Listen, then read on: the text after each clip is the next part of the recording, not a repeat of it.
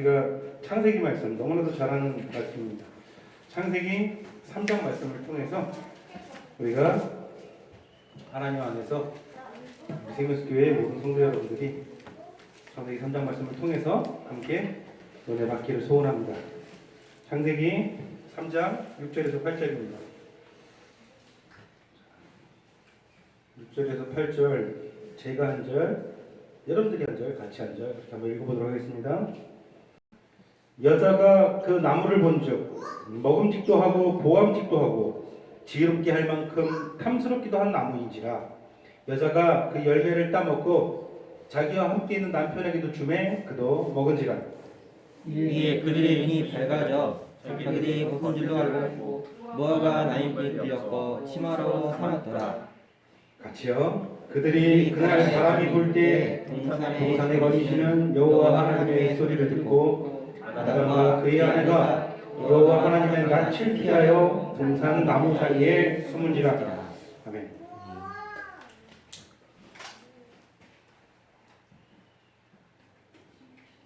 창세기 3장은 너무나도 위대한 장입니다. 우리가 가장 익숙하다고 생각하지만 가장 놓치기 쉬운 부분이기도 하고요. 우리 각 사람 나아가서 이 세상에 살고 또 죽었던 수많은 사람들, 모든 인류가 당면한 가장 중차대한 문제를 가장 깊게 다루고 있는 것이 창세기 3장입니다. 창세기 3장을 보면요, 3장 9절에 보시면은 여호와 하나님이 아담을 부르시며 그에게 이르시되 뭐라고 하십니까? 내가 어디 있느냐 하십니다. 여러분은 이 세상 살아가시면서 오늘 이 시간도 마찬가지입니다. 여러분들의 생각은 어떤 것에 맞춰져 있고 여러분들의 마음은 어디에 두고 살아가고 있습니까? 여러분 중심을 흔드는 것은 무엇인가요? 하나님은 오늘날 우리에게 말씀하십니다. 항상 우리에게 말씀하십니다. 내가 어디 있느냐? 어느 자리에 있느냐? 너가 지금 어디에 있느냐? 항상 우리에게 말씀하시는 것이죠. 어쩌면 우리는 엉뚱한 곳에서 방황을 하고 있지는 않나요? 여기서 벗어날 방법을 말씀하시는 것이 바로 성경의 메시지 아니겠습니까?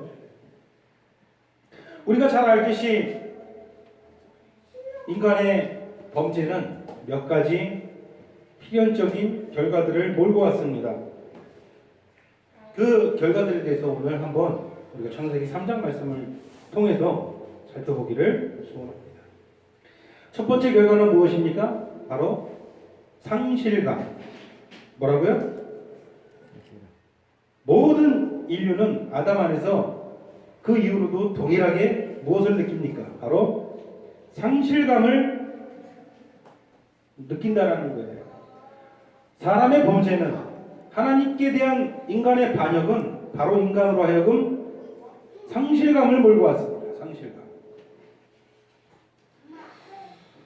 사람은요, 가만히 있어도 상실감을 느끼는 존재예요.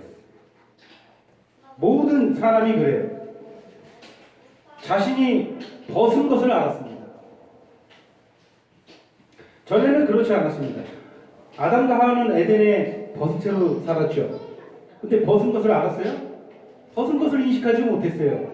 벗은 것이 무엇인지 알지 못했어요. 그런데 범죄를 하고 난 이후에 상실감이 그들을 엄습했고 그 이후 벗은 것을 알았습니다.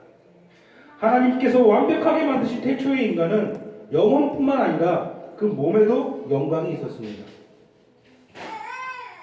인간의 영혼만 타락한 게 아니라 범죄했을 때 그 몸도 함께 타락한 것입니다. 그래서 바울은 마지막 때에 우리 주님께서 빌립보서 3장 21절이죠. 보시면 우리 낮은 몸을 자기 영광의 몸의 형체와 같이 병기하시리라 이렇게 말씀했던 것입니다. 아담과 하와가 죄를 지으면서 모든 영광은 사라지고 우리가 알고 있는 지금의 이 몸만 남게 되었습니다. 아담과 하와는 무언가 박탈당했음을 알았습니다. 뭔가 상실되었음을 알았습니다. 벗은 느낌? 다시 말해서 무슨 느낌입니까? 벗은 느낌. 불완전한 느낌. 상실감을 느꼈습니다. 영광이 떠나버렸습니다. 그 이후 아담의 모든 후손들은 이 상실감을 느끼며 살아왔습니다. 지금보다 더 나은 것, 지금보다 더 높은 것이 나에게 있어야 그래야 된다고 생각을 합니다. 내 삶이 사람들 얘기하는 걸 들어보세요. 같이 일하는 사람들이 이런 말 하는 것을 심심치 않게 봅니다. 내 삶이 원래 이렇지는 않았는데, 내 인생이 원래는 이런 게 아니었는데, 그러면서 자신이 지금 힘들게 살아가고 있는 삶을 한탄하는 경우를 우리는 수도 없이 많이 볼 수 있습니다. 어떤 식으로든 더 나은 가능성이 자기에게 있었다라고 그렇게 생각을 합니다. 이런 삶 말고 다른 무언가가 나에게 있었다라고 그렇게 생각을 합니다. 이것은 무시할 수 없는 보편성을 띠고 있습니다. 보편성이라는 건 무엇입니까? 모든 사람에게 해당된다는 말 아닙니까? 모든 사람들이 그런 생각, 막연하게 지금보다 더 낫고 더 고상하고 더 높은 그런 삶이 원래는 나에게 있지는 않았었을까? 내가 지금 비록 힘들게 살고 있는데 원래 이러려고 내가 태어난 것은 아닌데, 원래 내 인생은 이거보다 더 나은 인생이었을 것인데 무엇이 잘못되었다, 무언가 잘못되었다고 생각을 하는 거예요. 답은 한 가지입니다. 인간은 원래 모습에 대한 기억과 추억이 있는 것입니다. 뭐라고요? 원래 모습에 대한 기억. 원래 모습은 어떤 모습입니까? 완벽하게 창조된, 하나님의 형상으로 창조된 그때의 기억입니다. 그 기억이, 그 추억이 우리 본성 가운데 남아있는 거예요. 미약하게 남아있는. 그렇기 때문에 지금 뭔가 내가 잘못되었다는 걸 아는 거예요. 뭔가 내가 불완전하다는 걸 아는 거예요. 내가 무엇인가 결핍이 되었다라고 느끼는 거예요. 나는 원래 지금보다 더 나은 존재라고 생각을 했다는 것이죠. 여러분 잘 알듯이 인간은 완벽하게 창조되었습니다. 아무런 흠이 없었습니다. 우리가 잘 알듯이 의로웠습니다. 몸에도 영광이 있었습니다. 그 모든 영광을 잃어버렸지만, 그래서 그 영광을 실제로 한 번도 경험해 보지는 못했지만 그 기억은 어렴풋이 아른거리는 것입니다. 모든 인간 본성 자체에 그 본성 자체의 그 기억이 남아있는 것입니다. 그래서 모든 인간은 상실감을 느끼는 거예요. 상실감. 결핍을 느끼는 것입니다. 자, 죄로 인한 결과 두 번째 요점에 대해서 같이 한번 자연스럽게 넘어가야 되겠죠. 두 번째 요점은 뭡니까? 이처럼 인간은 무엇인가 잃어버렸음을 깨달은 후에 그 문제를 스스로 해결하려고 했습니다. 뭐라고요? 스스로 문제를 해결하려고 했단 말입니다. 그래서 취한 행동이 무엇입니까? 7절에 그들이 벗은 몸을, 자기의 상실감을, 자기의 결핍을 가리기 위해서 그들이 취한 행동이 뭐예요? 무화과 나뭇잎을 엮어 치마를 만들었다는 거예요. 그들은 즉각 자신들의 힘으로 이 상실을 해결하려고 바로 행동했던 것입니다. 창세기 3장의 위대한 부분이 이것입니다. 얼마나 이 위대한 장입니까? 인류의 모든 문명 전체가, 인류의 모든 보편적인 삶 자체가 이 한 장에 완벽하게 설명이 되어 있는 것입니다. 사람이 살아가는 모든 형태가 창세기 3장에 완벽하게 설명이 되어 있는 것입니다. 이른바 문명을 통해서 사람들이 한 일은 무엇입니까? 그들이 한 일이 무엇입니까? 인류 역사를 보십시오. 사람들이 문명을 발전시키고 문화들을 발전시키면서 사람들이 지금까지 이 현대 문명까지 이렇게 이어지면서 사람들이 문명을 통해서 한 업적은 무엇이에요?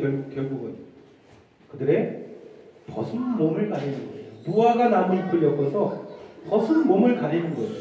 다른 그 어떤 것도 없어요.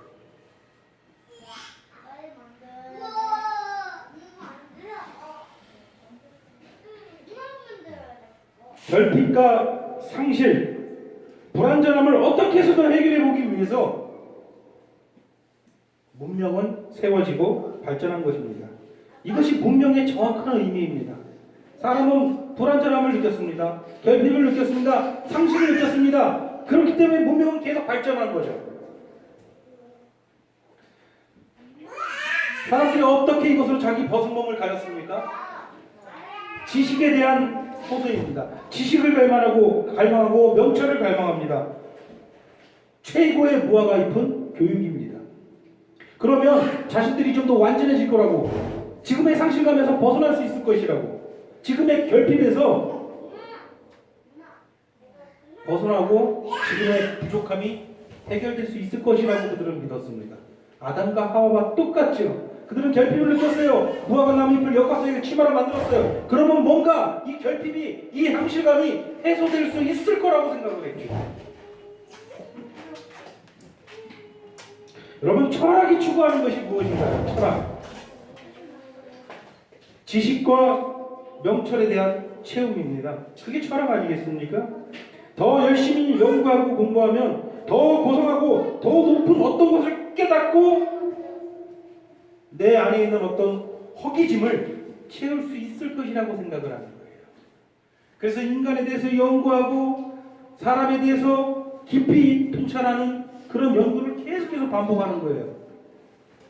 그래서 자신들이 부족한 것을 채우려고 하고 자신들이 상실된 것을 가리려고 했단 말이에요. 그게 철학의 모습이죠. 진짜 모습이 그거예요. 지식이라는 수단으로 벗은 몸을 가리려고 했습니다. 예술과 문화를 통해서도 마찬가지입니다. 자신이 완벽하게 되기를 계속해서 기대합니다. 인류의 문명 자체는 계속 벗은 몸을 가리려는 시도예요. 인간이 벗은 몸을 가리고자 시도하는 또 다른 가장 으뜸가는 방법은 단연코 정치입니다. 그렇죠? 인류는 법과 정치를 통해서 어떤 식으로는 결핍을 채울 수 있을 거라고 생각을 했습니다. 어떻게 해서라도 이 법과 정치를 통해서 인간이 안고 있는 수많은 결핍과 문제들을 바로잡을 수 있다고 믿어왔고 지금도 그렇게 하고 있습니다. 사람들은 말합니다. 우리는 결핍과 상실을 느끼고 있다. 그러니 힘을 합쳐서 조직을 만들자. 공정과 정의를 실현하자. 그러면 모든 것이 완전해질 것이다. 이것이 정치행위 아닙니까? 이것이 정치 철학입니다. 이 또한 무화과 나무 잎을 엮어서 몸을 가리고 인간의 삶을 온전하게 완성시키려는 시도이며 박탈감을 해소시키려는 시도입니다. 어떤 이들은 과학적인 태도야말로 과학적인 삶을 산다면 인간이 안고 있는 모든 문제를 해결할 수 있을 거라고 생각을 합니다. 대표적인 사람이 작가이자 사상가였던 올더스 헉슬리라는 사람입니다. 오래전 사람이에요. 한 50년, 60년 전에 죽은 사람인데 그 사람은 과학이 인간의 모든 불완전함을 다 메울 수 있다고 생각했어요. 그런데 실제로 그 사람의 인생이에요. 얼마 못 가서 그 생각이 완전히 뒤집힙니다. 그 사람이 무언가를 만났어요. 뭘 만났죠? 석가모니를 만났어요. 동양의 신앙인 불교에 막 심취하게 됩니다. 그러면서 아주 열렬한 불신자가 되었어요. 그래서 그 사람이 생각을 합니다. 인간은 영혼과 느낌과 감정을 가진 존재이다. 이 지식으로 사람이 이 상실감을 채울 수 없다. 완벽해질 수 없다. 사람에게는 영혼과 느낌과 감정이 가진 존재이기 때문에 눈에 보이는 영역이 있고 눈에 보이지 않는 영역이 잘 조화를 이룰 때 우리는 그때야 비로소 완전해질 수 있다. 말들은 멋진 말인데 굉장히 다 애매모호한 말이에요. 눈에 보이는 영역은 무엇이고 눈에 보이지 않는 영역이 눈에 보이지 않는 영역은 구체적으로 무엇인지 그건 몰라요. 하여튼 눈에 보이지 않는 영역이 있는데 눈에 보이는 영역과 그것이 잘 조화를 이룰 때 완전해진다라고 그렇게 믿었다는 것이죠. 이게 다시 말해서 그거 뭐죠? 신비주의죠. 신비주의에 빠져들어요. 이런 신비주의에 빠져드는 사람이 얼마나 많은지 모르겠어요.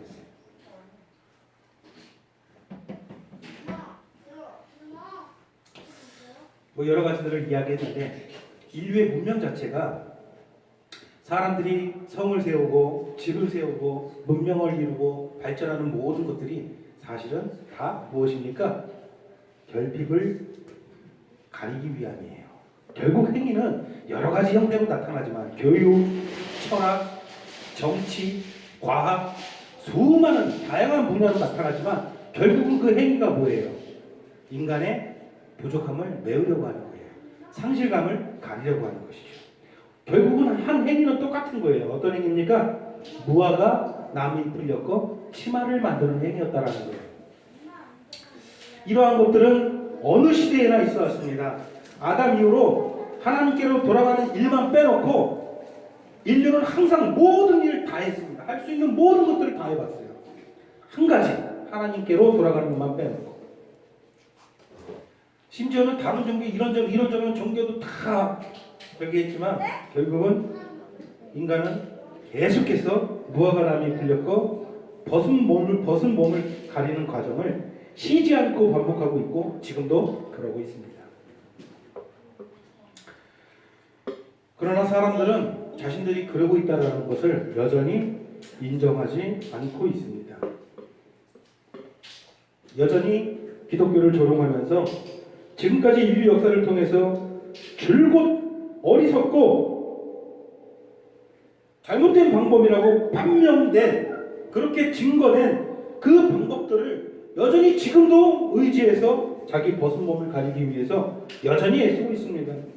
여전히 결핍과 상실을 메우기 위해서 애를 쓰고 있다는 거예요. 결국은 과학이라는 것이 상실감을 해결해 주었습니까? 결국은 인간의 철학과 인간의 교육과 지식이 상실감을 해결해 주었습니까?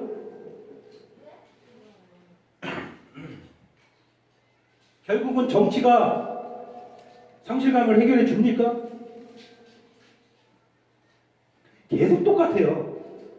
100년 전 정치인들의 공약과 지금 정치인들의 공약은 똑같아요. 변하는 건 아무것도 없어요. 삶의 질은 높아지고 하지만 결국은 다 똑같은 거예요. 결국은 상실감을 메우지 못하는 거예요. 그러나 여전히 메울 수 있다.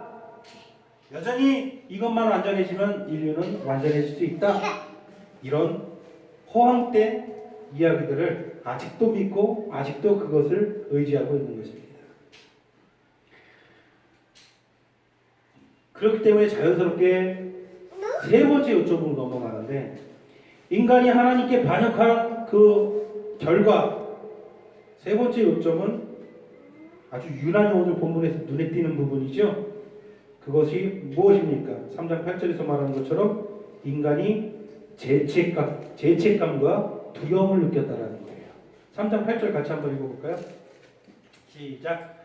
여호와 하나님이 죄송합니다. 3장 8절이 시작. 그들이 그날 바람이 불 때 동산에 거주시는 여호와 하나님의 소리를 듣고 아담과 그의 아내가 여호와 하나님의 낯을 피하여 동산나무 사이에 숨으니라. 알다시피 두 사람은 네가 정령 죽지 아니하리라 했던 사탄의 마귀의 그 말을 액면 그대로 받아들였습니다. 그렇죠. 그게 사실이라고 믿었어요. 그대로 받아들였어요. 하나님은 네가 이것을 먹는 날에 정령 죽을 것이라 했는데 마귀는 정령 죽지 아니하리라. 그런데 그 말을 그대로 받아들인 거예요. 선악과를 먹을 때 과연 아담과 하와가 그 과일을 먹을 때 하나님 생각을 아예 안 했을까요? 자, 선악과를 따먹기 전에 아담과 하와는 어떤 존재였습니까? 우리가 알듯이 완전한 존재였어요. IQ가 몇이었을까요? 지금의 IQ 그 측정 방법으로 하면 1000도 나오지 않을까요?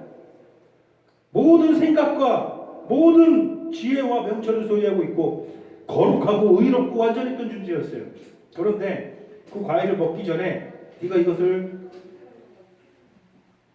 먹는 날엔 정녕 죽을 것이라 말씀하셨고 이 과일을 철저하게 금하셨던 하나님을 생각을 안 했을까요? 아예 안 했을까요? 순간 깜빡했을까요? 하나님을 그들이? 안 했겠죠. 하나님 생각을 당연히 했겠죠. 그런데 하나님에 대해서 무슨 생각을 했을까요? 아담과 하와가?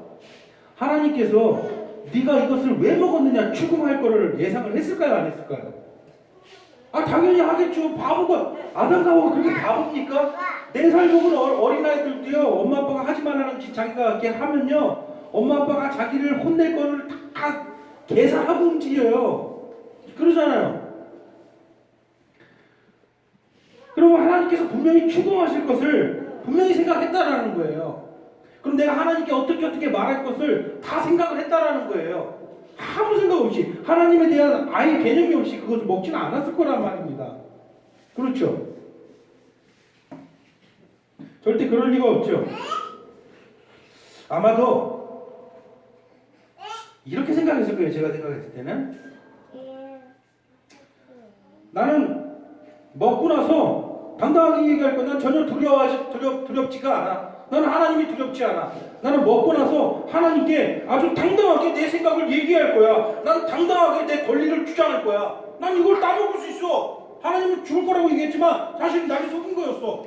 난 당당하게 하나님께 따지고 얘기할 거야. 난 이것을 먹고 하나님께 당당하게 내 권리를 주장하겠어. 나는 내 의견을 가지고 있기 때문에 당당하게 내 권리를 주장하겠어. 아마 그렇게 생각했을 거예요. 내가 이걸 먹고서는 하나님을 피해서 숨을 거야. 이 생각으로 절대 먹지 않았다라는 거예요. 난 이것을 먹고 하나님이 나에게 옳지 않은 말을 했다라는 것을 증명해 보이고 난 당당하게 내 할 말을 하겠어. 이 생각을 가지고 먹었을 거예요. 분명히. 그렇죠? 좀 똑같습니까? 지금 사람들이 사는 거. 자신 안에 죄가 있다는 거 사람들이 다 모를까요? 이 세상 사람들이? 그거를 인정하지 않으려고 노력하면서 사는 분이지 사람은 자기 안에 죄가 있다는 거 다 알아요. 자기 안에 얼마나 구역질나고 위선적인 얼마나 이중적이고 얼마나 오만하고 얼마나 비열한 것이 자기 안에 있다는 것을 하나님을 믿지 않는 모든 사람들도 그거 다 알아요. 다 알아요. 그런데 뭐라고 말합니까? 난 당당해. 난 내 인생이 부끄럽지 않아. 난 항상 내가 옳다라는 가치를 가지고 살아가고 있어. 똑같은 거죠. 막상 아담과 하와가 당한 일을 직접 당하게 되면 그렇게 당당할 수 있을까요? 계속? 난 당당하게 내 권리를 주장하겠어. 분명히 이렇게 생각을 했을 거예요. 그런데 막상 3장 8절 보세요. 하나님 목소리가 들려오니까 어떻게 행동합니까? 하나님, 전 제 권리를 주장하기 위해서 먹었습니다. 이럽니까? 어떻게 합니까? 3장 8절 보면은 숨지 않을 수가 없어요. 숨지 않을 수가 없던 거예요. 당당했던 모든 것들은 다 사라지는 거예요. 왜 그랬을까요? 두려움과 죄책감과 수치심이 몰려왔기 때문입니다. 죄는 우리를 수치스럽게 해요.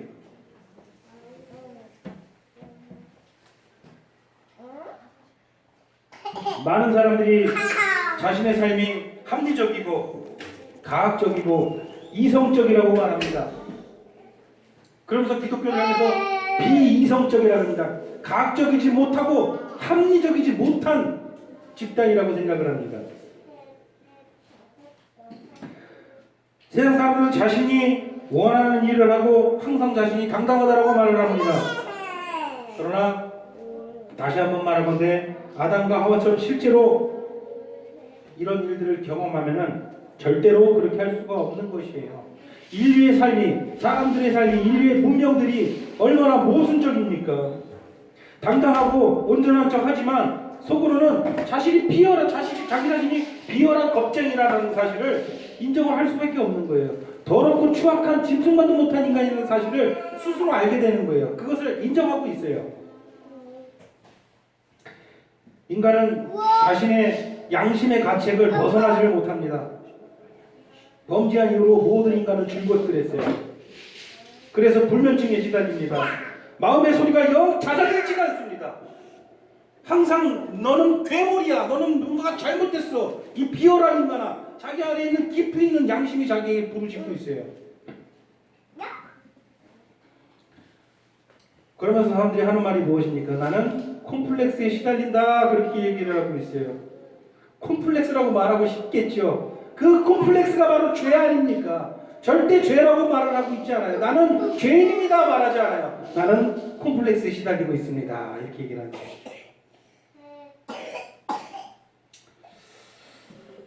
그러면서도 다른 사람들에게는 자신이 느끼는 그 안에 있는 두려움과 수치심을 절대로 인정하지 않습니다. 죽어도 깨어나도 인정하지 않아요. 하나님과 그분께 속한 모든 것을 무시해버리고 싶지만 그럴 수가 없습니다. 인간은 누구나 하나님을 인식하며 심판을 인식하는 감각을 가지고 태어납니다. 이것을 부정할 수 있는 사람이 누가 있습니까? 그런 원초적인 감각이 있다라는 거예요. 하나님을 인식하고 죽음 뒤에 심판이 있을 거라는 원초적인 감각이 있다라는 거예요.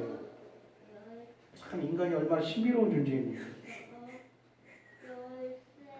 따라서 자연스럽게 연결되죠. 인간은 죽음을 두려워하게 됩니다.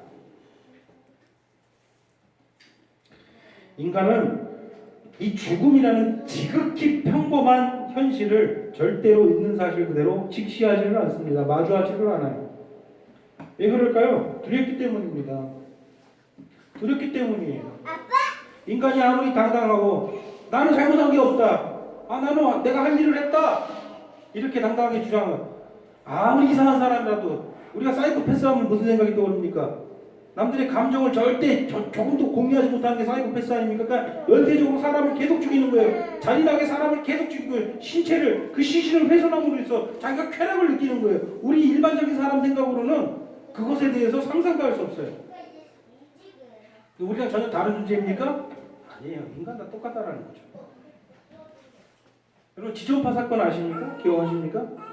지존파 알죠? 사람을 계획적으로 잡아서 죽이기 위해서 건물까지 만든 거예요. 사람을 소각물까지 만들고 심지어는 사람의 뭐도 먹었습니까? 사람의 몸 고기도 먹었어요. 그 사람들 사이코패스 검사했을 때 아주 지독한 사이코패스로 판명이 났죠. 그러면서도 당당하게 뭐라고 얘기합니까? 더 죽이지 못해서 한이 맺힙니다. 그렇게 얘기를 하죠. 그래서 어머니가 보고 계시는데 어떻게 합니까? 엄마를 내가 직접 못 죽인 게 참 한이 맺힙니다. 이렇게 얘기를 하잖아요. 그 완전히 사이코패스들이죠. 굉장히 짧은 시간에 그들 다 사형됐잖아요. 그죠? 형 집행 당했어요. 바로. 오랫동안 감옥에 있지는 않았어요. 국민 여론이 안 좋아가지고 사형 집행을 빨리 했죠. 근데 이건 기록된 사실이에요. 그들이 죽을 때 어떻게 했어요? 형 당하기 전에 교수대 앞에 서가지고 어떻게 했죠? 울었어요. 그리고 죄송하다라고 했어요. 이제 죽으면은 아쉬울 것도 없어요. 뭐 자기한테 이득될 것도 어차피 자기 죽고 끝나는 거예요. 그런데 그때 왜 굳이 웁니까? 왜 사죄의 눈물을 흘립니까? 왜 두려움에 떨면서 눈물을 흘렸습니까? 그들도 같은 인간이라는 거예요. 인간은 그 안에 원초적으로 하나님과 심판에 대한 감각이 있다라는 거예요. 계속해서 부인하고 살았어요. 자신이 잔인한 행동, 자신의 그런 정상적이지 못한 행동, 자신이 저질렀던 끔찍한 모든 범죄들에 대해서 전혀 인정하지 않았잖아요. 한 번도 인정하지 않았잖아요. 한임에 덜하지 못해서 한임에 치더라고 얘기했잖아요. 그런데 왜 더 이상 이제 자기가 얻을 것도 없는 그 마지막 순간에 내가 이렇게 말한다고 해서 내가 지금 눈물을 짓는다고 해서 나한테 얻을 건 아무것도 없는 그 상황에서 왜 눈물을 흘리고 왜 그때 호소를 했습니까? 사람에게 한 게 아니에요 사실은. 제 말이 맞습니까? 틀립니까? 모든 인간은 똑같다라는 거예요. 아무리 부인을 해도 원초적인 감각이 있다라는 거예요.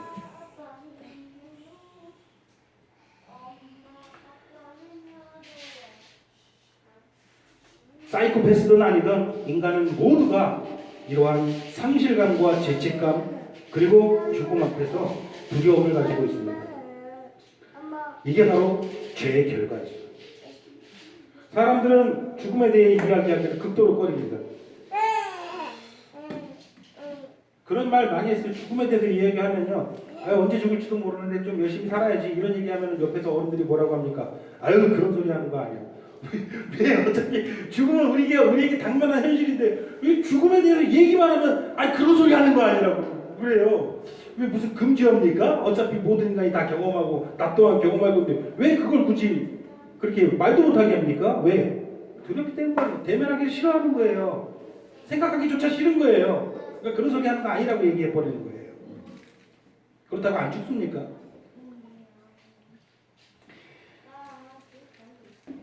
히브리서 2장 15절에서 우리가 잘 아는 구절이죠. 말하는 것처럼 죽기를 무서워함으로 한평생 매여 종노릇하는 것입니다. 그게 인류의 보편적인 죄의 결과죠. 창세기 3장이 말하는 것이 그거예요. 인류는 상실감을 느꼈다라는 거예요. 그래서 그 상실감을 메우기 위해서 직접 어떤 행동을 취하는데 무화과 나무 잎을 엮어 치마를 만든다는 거예요. 뭔가 자기가 해결해 보려고 무던히 노력한다는 거예요. 그러면서 지금까지 발전해 온 것이 문명이라는 거예요. 하지만 결과적으로 그 문명이라는 것, 인간이 자기 자신의 상실감과 결핍을 가리기 위해서 노력했던 모든 행위들은 다 아무런 의미가 없다라는 거예요. 결국은 죽기를 무서워하면서 한평생 종노릇하면서 살았다라는 거예요. 창세기는 이 인류 역사 인간이 살아가는 모든 삶에 그리고 지금도 그렇게 살고 있고 지금도 그렇게 허망한데 굴복하고 있는 모든 사람들 아직도 정치가 사람을 완전하게 할 수 거라고 믿는 사람들 있습니까 없습니까? 있어요. 아직도 과학을 신봉하는 사람들은 과학이 발전하고 과학이 더 완전해지면 인간의 삶이 완전해진다고 주장하는 사람도 있어요 없어요? 있어요. 교육과 지식이 인간을 완전하게 만든다는 사람이 있어요 없어요? 아직도 그런 사람들이 있는 거예요. 아직도 계속해서 인간이 계속해서 인생의 그 인류 역사를 통해서 허망하고 그리고 의미 없는 것으로 판명난 그 짓을 계속하고 있는 거예요. 계속해서 아담과 하와가 한 짓을 계속하고 있는 거예요. 계속해서 무화과 나무 잎을 엮고 치마 만들고 있는 거예요. 창세기 3장은 그것을 아주 본질적인 부분에서 설명해 주고 있는 거예요.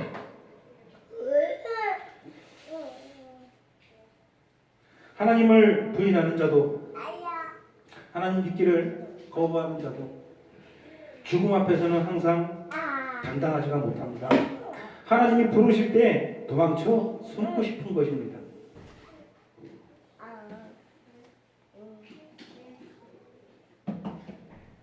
우리가 잘 아는 셰익스피어의 명작 햄릿 아시죠? 햄릿을 보면은요, 햄릿이 자살을 할 거를 두고서는 막 고민을 하는 장면이 있어요. 그래서 유명한 구절이 있죠. 어떤 구절이죠? 죽느냐 사느냐 그것이 문제로다. 그 말이 나왔던 장면인데 그때 그 햄릿이 자살로 막 고민하면서 결국은 마음속에 어느 정도 확신을 가지고 뱉는 말이 있어요. 그것을 제가 저거한테 그때 읽어드릴게요. 햄릿 그 햄릿이라는 작품 속에 햄릿 주인공이 했던 그 대사예요. 내가 알지 못하는 또 다른 불행을 찾아가느니 차라리 현재의 불행을 견디기로 하는 것이다. 이런 말이 있어요. 그것은 뭐냐? 그 작가 셰익스피어가 햄릿의 입을 통해서 사실 자기의 생각을 전달하는 거 아닙니까? 그러나 하나님을 제대로 믿지 않는 사람이었지만 그것도 이렇게 생각을 한 거예요. 뭐라고? 내가 알지 못하는 또 다른 불행이 있다라는 거예요. 이 죽음 너머에 자살을 가지고 고민하면서 또 다른 내가 알지 못하는 그 미지의 불행을 찾아가느니 지금 알고 있는 이 불행을 내가 견디기로 하겠다. 이렇게 생각하는 거예요. 그러니까 사람들은 그거에 대한 감각이 있는 것이죠. 아무리 지적인 사람도 아무리 합리적이고 침착하고 냉정하고 차분한 사람도 하나님 앞에서 느끼는 죄책과 수치심과 심판에 대한 감각 그리고 죽음 너머에 대한 감각에서 절대로 자유로울 수 없어요. 마지막으로 보게 되는 죄에 대한 결과, 이것도 두드러진 특징이죠. 죄에 빠진 인간이 말할 수 없을 정도로 어리석게 되었다라는 거예요. 뭐라고요? 말할 수 없을 정도로 어리석게 되었다라는 거예요. 이 어리석음이 이 본성 안에 그대로 아담 안에 남아 있어가지고 지금도 아주 똑같은 행동들을 사람들은 하고 있어요. 3장 8절 보세요. 하나님의 낯을 피하여 동산 나무 사이에 숨은지라. 하나님이 부르실 때 그들이 어떻게 했어요? 도망쳤어요. 지금 이 복음 시대도 마찬가지예요. 우리는 하나님의 말씀을 무기를 가지고 이 복음을 무기를 가지고 믿지 않는 자들에게 하나님의 말씀을 선포할 때 전하고자 할 때 그들은 어떻게 합니까? 동산 나무 사이에 숨는 거예요. 도망치는 거예요. 너무너무 어리석은 행동이죠. 그들이 왜 도망쳤습니까? 하나님을 몰라도 너무 몰랐기 때문에 도망친 거 아닙니까? 자신들은 지금 하나님께 반역했고 수치심과 두려움에 빠졌죠. 근데 하나님이 불렀어요. 두려움을 느낀 거예요. 하나님으로부터. 왜 하나님이 두렵습니까? 하나님을 몰랐기 때문이에요. 결국은 인간은 자신이 반역하고 무시한 그분, 사실 네가 정말 죽지 아니하리라 했던 그런 마귀의 말을 듣고 선악과를 따먹는 순간 하나님을 무시한 거 아닙니까? 하나님을 멸시한 거 아니겠습니까? 하나님 얼굴에 침을 뱉은 거 아니에요? 바로 그분이야말로. 그런데 그럼에도 불구하고 지금 이 상황, 이 처지에 놓여 있는 자기 자신을 구원해 주실 수 있는 유일한 분임을 몰랐기 때문에 그들은 도망친 거예요. 그걸 알았으면 하나님이 부르실 때 뭐 날 잡아 죽이려고 부른 게 아니고 네가 어디 있느냐 부르실 때 아담아 아담아 불렀을 때에 나를 어떻게 잡아먹으시려고 부른 게 아닌데 하나님은 왜 불렀어요? 왜 부르신 거예요? 그 처지에 놓여서 지금 무화과 나무 잎을 엮어서 치마 만들고 나무 사이에 숨어서 덜덜덜 떨고 있는 그 아담 도와주시려고 부른 거 아닙니까? 그 아담과 하와 구해주시려고 부른 거예요, 사실은. 그런데 아담과 하와는 어떻게 했어요? 그 구원에 대한 하나님의 손길을 거부하고 도망쳐 숨잖아요. 하나님을 피해 도망쳐버립니다. 참으로 어리석습니다.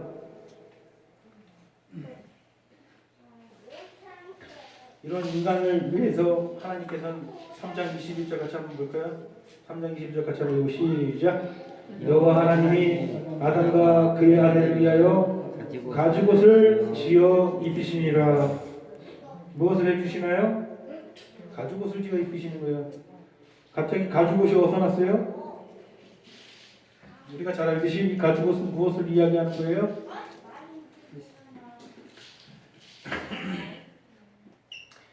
인간의 상실감을 가려주시기 위해서 무화과 잎을 자기 마음대로 무화과 잎, 나무 잎을 엮어서 치마 만들고 있지만 하나님께서 그것으로 너의 수치를 가릴 수가 없다라는 거예요. 그래서 한 짐승을 죽이시고 그 짐승에 가죽을 취해서 그들을 위해서 옷을 지어 입히신 거죠. 그들의 결핍을 가려주시기 위해서 어떤 짐승이 희생되어야만 했다라는 거예요. 그럼 그 짐승은 누구를 상징하는 거예요? 하나님께서 손수 가죽옷을 이 처지에 놓여 있는 인간을 위해서 가죽옷을 지어 입히셨다라는 거예요. 하나님께서 가죽옷을 지어 입히심은 그리스도 안에서 잃어버린 자들을 다시 찾으시겠다라는 거예요. 그런 선포예요.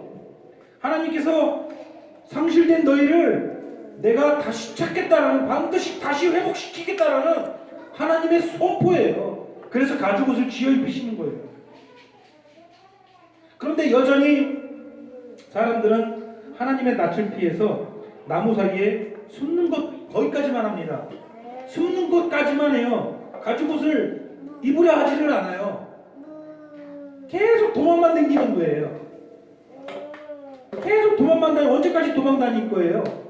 도망 다닐 수 없는 그 순간이 오죠. 언제 그래요? 죽음이라는 거 앞에 두면 더 이상 도망갈 데가 없는 거예요. 계속해서 하나님의 낯을 피해서 사람을 사는 거예요. 우리 가족이 그러고 살고 있고 이 세상에 있는 수많은 사람들이 그러고 살고 있어요. 하나님의 낯을 피해 살고 있는 거예요. 도망만 치면서. 절대 가죽옷을 입으려고 하지 않는 거죠.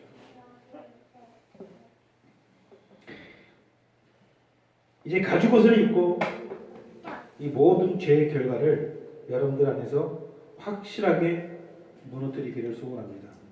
여러분들을 주장하는 것이 더 이상 이 죄의 결과가 아니라 우리에게 있는 우리 주 예수 그리스도이심을 우리가 다시 한번 마음속에 새기고 우리가 그 전에 말씀 듣기 전에 함께 불렀던 그 말씀처럼 우리 주인이 내 인생의 온전한 주인 되기를 주님으로 소원합니다. 기도하시겠습니다.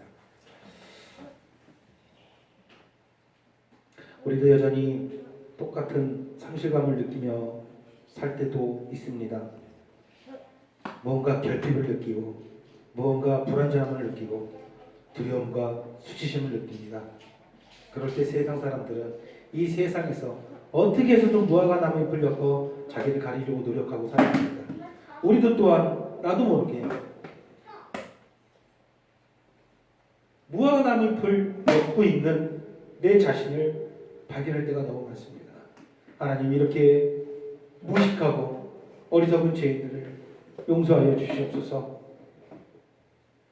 우리도 저들과 같이 무화과 나무잎을 엮고 있는 그 행동을 당장 멈추게 하시고 우리를 위해서 모든 것을 내어주시고 우리의 참 생명이 되어주신 우리 주님을 더 온전히 바라보게 하여 주시옵소서. 우리 마음과 생각을 주님 외에 그 어떤 것에 뺏기지 않는 그러한 삶 살 수 있도록 하나님 이런 말씀들을 통해서 항상 우리를 촉구하고 깨닫게 해주심을 또한 감사를 드리오며 우리 주 예수 그리스도의 이름으로 기도드리옵나이다. 아멘.